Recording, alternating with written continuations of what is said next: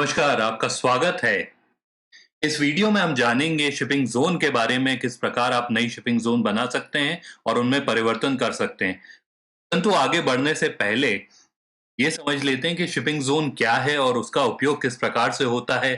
Shipping zone के 3 प्रमुख उद्देश्य हैं। पहला है निर्धारित करना कहाँ-कहाँ से या फिर कहाँ से नहीं आपकी ऑनलाइन दुकान पे ऑर्डर आ सकते हैं। दूसरा, कैश ऑन डिलीवरी सुविधा के लिए क्या शुल्क ग्राहक को देना है। तीसरा, ये निर्धारित करना कि ग्राहक को क्या शुल्क देना है ऑर्डर को उन तक पहुंचाने के लिए शिपिंग फी के तौर पर। तो चलिए अब आगे बढ़ते हैं।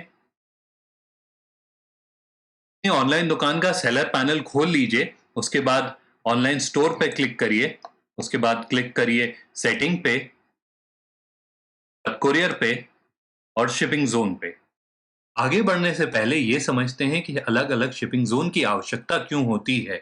शिपिंग ज़ोन के माध्यम से हम सुनिश्चित करते हैं कि कहाँ-कहाँ से ग्राहक हमारी ऑनलाइन दुकान पर ऑर्डर कर सकते हैं और उन्हें इसके लिए कितनी शिपिंग फ़ी देनी पड़ेगी, कितना शुल्क देना पड़ेगा। अब अगर एक व्यापार अपने आस-पास के अपने शहर के ग्राहकों को निःशुल्क ऑर्डर डिलीवरी की सुविधा देना चाहता है, तो वो एक शिपिंग ज़ोन बनाएगा।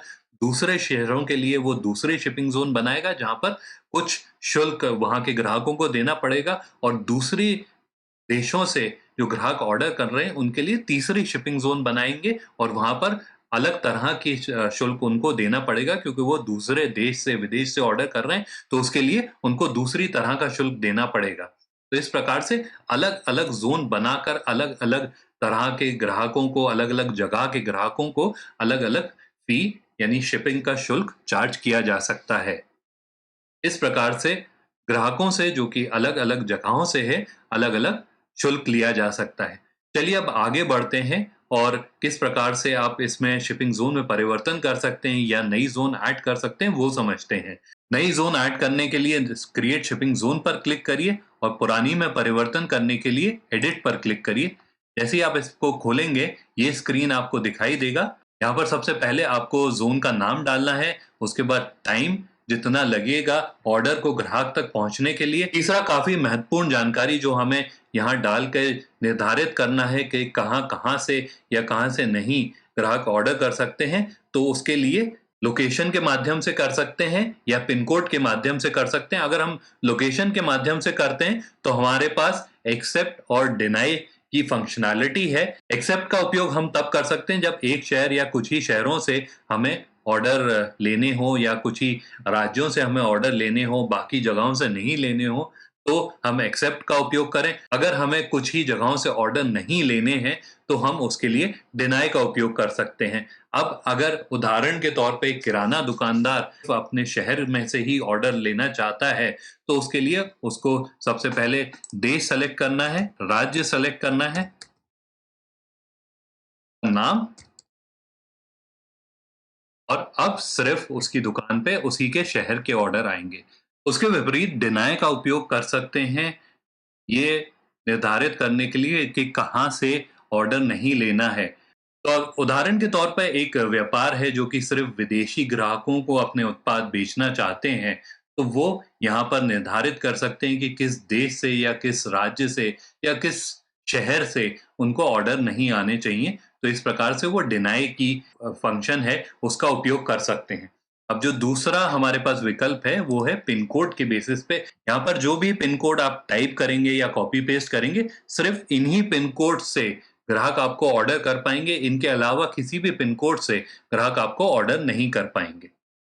तो इस प्रकार से या तो पिन कोड के माध्यम से या लोकेशन के माध्यम से आप कहाँ से आपको ऑर्डर चाहिए और कहाँ से नहीं चाहिए, वो आप यहाँ पर निर्धारित कर सकते हैं। एक बार आपने ये कर लिया, उसके बाद अगली चीज़ पे बढ़ते हैं, जो कि है कैश ऑन डिलीवरी। यहाँ पर आप इनेबल करके निर्धारित कर सकते हैं कि आपके ग्राहक को कैश ऑन डिलीवरी सुविधा के लिए कितना उनको एडिशनल पैसा देना है या फिर कितना परसेंटेज ऑर्डर वैल्यू का उन्हें देना है इस सुविधा के लिए। तो दोनों तरीकों से, दोनों प्रकार से आप इसको यहाँ पर सुनिश्चित कर सकते हैं। उसके बाद आखिरी और सबसे महत्वपूर्ण आइटम है निर्धारित करना शुल्क, जो कि ग्राहकों को देना है उत्पादों को या उनके ऑर्डर को उन तक पहुँचाने के लिए यहाँ पर हमारे पास 4 विकल्प हैं। पहला है पर आइटम, जहाँ पर हर आइटम के लिए हम एक अ, रकम निर्धारित कर सकते हैं कि पर आइटम ग्राहक को क्या देना है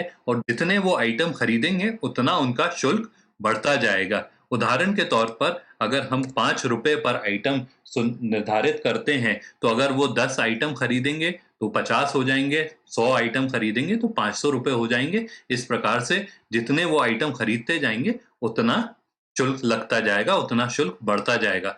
दूसरा तरीका है फ्लैट रेट का, जहाँ पर हम एक फ्लैट रेट निर्धारित कर देंगे और फिर भले ही 1 आइटम ग्राहक ऑर्डर करे या 100 आइटम ग्राहक ऑर्डर करे, रेट एक ही रहेगा। अगर हम इसे ₹50 ऑर्डर या ₹100 ऑर्डर निर्धारित करते हैं, तो भले ही 1 आइटम ग्राहक ने ऑर्डर करा हो या आइटम ग्राहक ने ऑर्डर करे हों, सिर्फ़ ₹50 ही ग्राहक को शुल्क देना पड़ेगा। कार्ट वैल्यू दूसरा सबसे ज़्यादा उपयोग में लाया जाने वाला तरीका है। यहाँ पर ऑर्डर की कीमत के अनुसार, ऑर्डर की कीमत के आधार पर शुल्क निर्धारित किया जाता है। इसके लिए कितनी कीमत से कितनी कीमत तक क्या शुल्क रहेगा, ये निर्धारित किया जाता है। तो उदाहरण के तौर पर 0 से ₹1000 तक ₹50 रहेगी शिपिंग फ़ी और 1000 से 2000 तक ₹90 रहेगी और 2000 से ज़्यादा के ऑर्डर्स पे शिपिंग फ़ी फ्री रहेगी। तो इस प्रकार से आप अपने ग्राहकों को भी प्रोत्साहित करते हैं ताकि वो ज़्यादा राशि का आपको ऑर्डर दें और निःशुल्क सुविधा का लाभ उठाएँ। चौथा, ज़्यादा उपयोग में लाया जाने वाला तरीका है जिसमें वज़न के आधार पर शुल्क तय किया जाता है। तो यहाँ पर हमारे पास 2 विकल्प हैं। पहला है कि हम कार्ट पिछले तरीके की तरह कितनी कितने वज़न से कितने वज़न तक क्या शुल्क रहेगा वो निर्धारित करें या फिर हर किलो के लिए या हर ग्राम के लिए क्या शुल्क रहेगा वो निर्धारित करें। तो अगर हम पहला तरीका अपनाते हैं तो हम यहाँ पर 0 से 500 ग्राम तक ₹35 रहेगा उदाहरण के तौर पर और 500 ग्राम से 1000 ग्राम तक ₹50 रहेगा।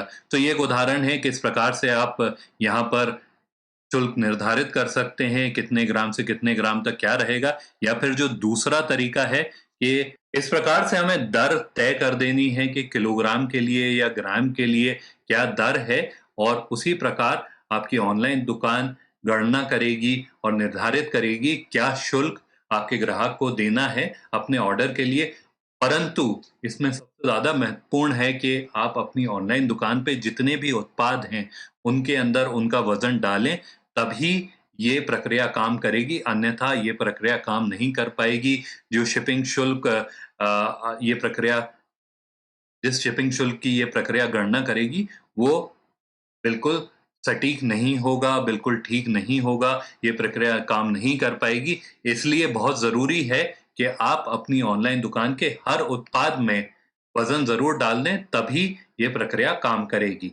तो एक बार आपने इनमें से किसी भी तरीके को अपनाना है और यहाँ पर निर्धारित कर देना है, किस प्रकार से आपकी ऑनलाइन दुकान क्या शुल्क आपके ग्राहक से ले। अंत में अपडेट पर क्लिक करिए और आपकी शिपिंग ज़ोन बन जाएगी या उसमें परिवर्तन हो जाएगा। इस प्रकार से आप अपनी ऑनलाइन दुकान पे बनी हुई शिपिंग ज़ोन में परिवर्तन कर पाएँगे या फिर नई शिपिंग ज़ोन बना पाएँगे।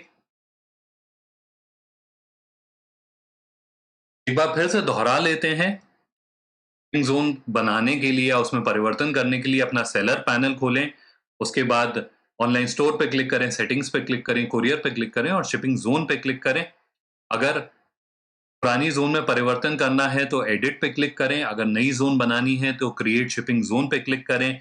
एडिट ज़ोन स्क्रीन के ऊपर सबसे पहले उसका नाम डालें, कितना समय लगेगा ऑर्डर को ग्राहक तक पहुँचने के लिए वो डालें। उसके बाद ग्राहक कहाँ-कहाँ से ऑर्डर कर सकते हैं या कहाँ-कहाँ से नहीं कर सकते, उसे निर्धारित करें। उसके बाद निर्धारित करें किस प्रकार और कितना शुल्क आपके ग्राहकों को देना है, उनके ऑर्डर को उन तक पहुँचाने के लिए। अंत में अलग-अलग ज़ोन्स बनाएँ अपनी आवश्यकता अनुसार। में रखने वाली बातें, एक जगह के लिए एक ही शिपिंग ज़ोन बनाएँ, एक जगह के लिए अलग-अलग शिपिंग ज़ोन ना बनाएँ। दूसरा, अगर आप वज़न के माध्यम से शुल्क की गणना कर रहे हैं, तो सुनिश्चित कर लीजिए हर उत्पाद में वज़न डला हुआ हो, अन्यथा ये प्रक्रिया कार्य नहीं करेगी। तो इस प्रकार से आप अपनी ऑनलाइन दुकान में शिपिंग ज़ोन बना सकते हैं और उसमें परिवर्तन कर सकते हैं। आपका बहुत-बहुत धन्यवाद।